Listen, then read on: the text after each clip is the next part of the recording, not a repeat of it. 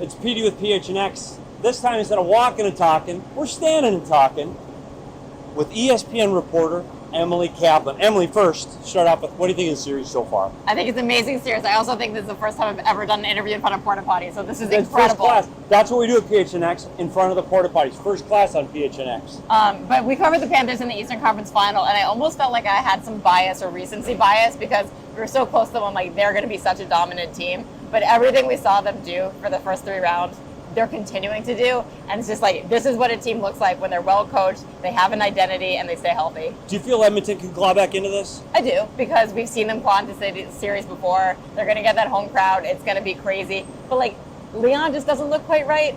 Connor's getting his chances, and I think that they're gonna do something. They have to do something, but it doesn't look great right now. Okay, I'm going to switch gears. Okay. Now we're switching to Emily Kaplan gears. You used to be a writer. Mm-hmm. You came into this business as a writer.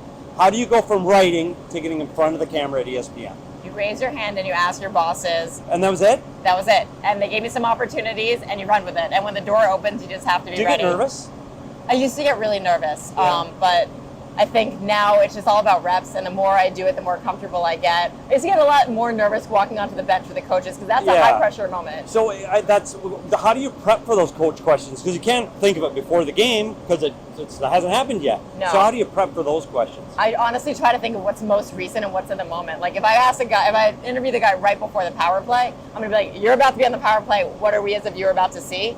And then I really just try to listen for the best answers that I find are follow-up questions when you can dig into something they said that they didn't want to go deeper into, but like I can unravel it a little bit more. So when you're in game, like do you plan on getting a player like at intermission or after the game and you prep stuff ahead of time, or is it just you got to plan off, you got to roll with it? Intermissions, I might find out about a guy like 3 or 4 minutes before, and I'm like, cool, let's go. And you're good with that.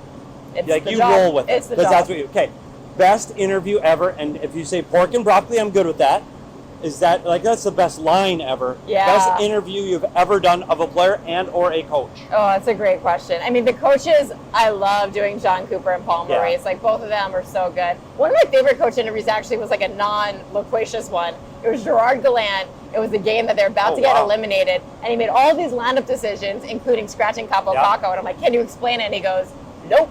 And I'm like, that told you everything you needed to know, right? That was a great answer. Like, it was a tense decision. He was, it was a high pressure. Because it's always on the spur of the moment, off the cuff, have you ever really embarrassed yourself? Like, oh my God, I can't believe I asked that, said that, did that?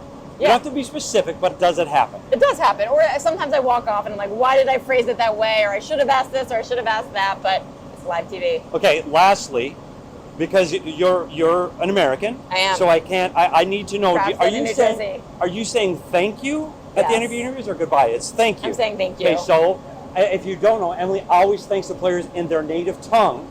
So I'm putting Emily on the spot right now. Are you ready? How do you end an interview with a Russian player? Spasiba. Czech.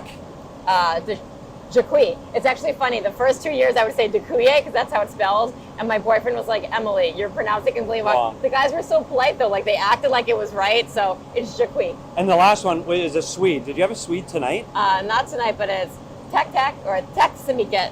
Well, taksimiket to you, Emily Kaplan. Thanks, Emily Kaplan, for joining us on PHNX.